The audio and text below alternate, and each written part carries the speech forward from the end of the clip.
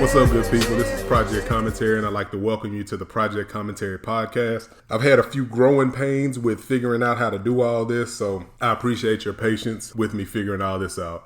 But we're just going to jump right into it with our first topic for the first episode. Lavar Ball was banned from ESPN. He was on ESPN's First Take, a show hosted by Molly Qerim with Stephen A. Smith and Max Kellerman. And the only reason Lavar Ball is relevant right now, with the recent things that are going on in the NBA, Lonzo Ball was traded in the big deal to get Anthony Davis to the Los Angeles Lakers. So he was traded in a package deal with multiple other players and draft picks and all that other stuff.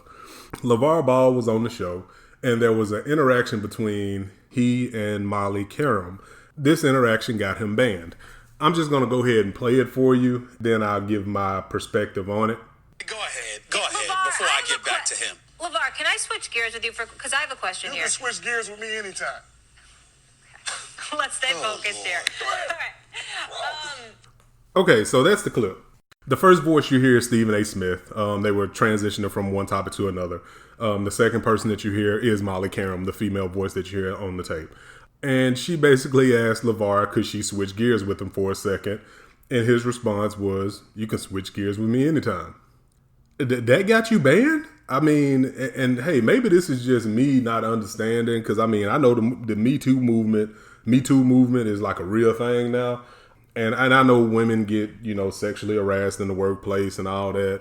And I know men get away with it. Like, I'm not discounting what happened or what happens on a day-to-day basis, but damn, like, I felt like this was, I don't even like Lavar Ball like that personally. I mean, he may be one of, like, in my top 10 of human beings, and I don't like hearing their voice. He's strong in the top 5. I mean, like, for real. I mean, dude is just annoying to me.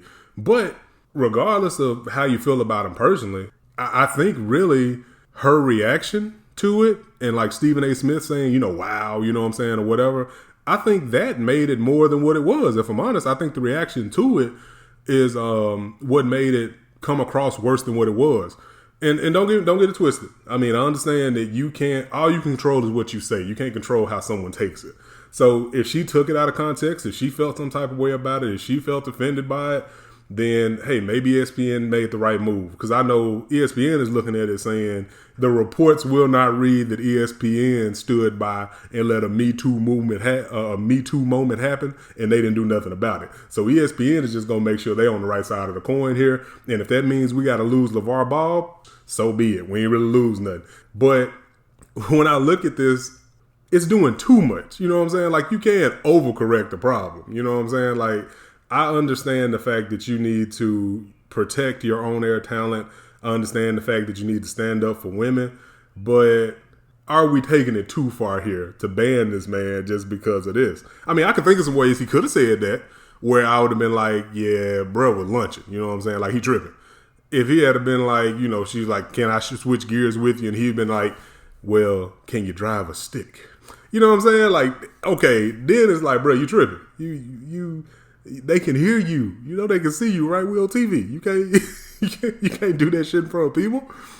I mean, if he had been like, I don't know, can you handle shifting gears with me or something like that? You know what I'm saying? Just even if there was the strong implication or some sort of implication that he was being out of place or sexual with her in those comments, maybe I can understand it.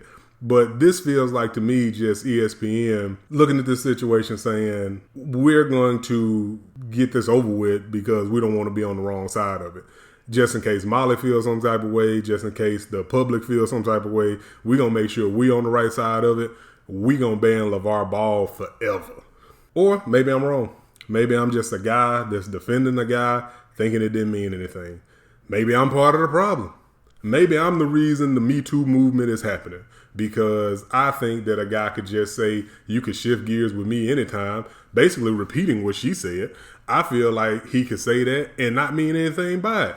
But maybe I'm part of the problem. All I can say is I'm glad that I don't have to date in this era, because nowadays you can go from that dress looks nice on you to being arrested. Like, do not pass go, do not collect $200.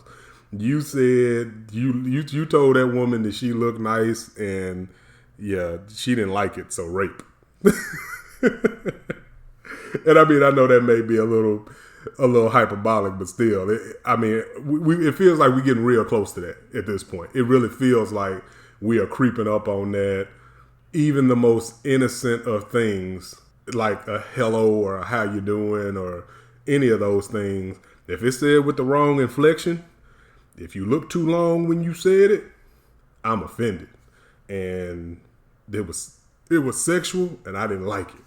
But hey, that's just my opinion. Like I said, I could be wrong, but honestly, I don't think Lavar meant anything by it. Give me your opinion. I want to hear it. Talk to Project C on Twitter. Talk to projectc@gmail.com, my email, and at Project Commentary on Instagram. Listen to the episode. If you agree, let me know. If you disagree, give me your argument. And if you have any suggestions on what I should do in future episodes, feel free to give me that information as well. I'd love to know what you guys want to hear about. Thanks for listening. And until next time, y'all stay safe out there.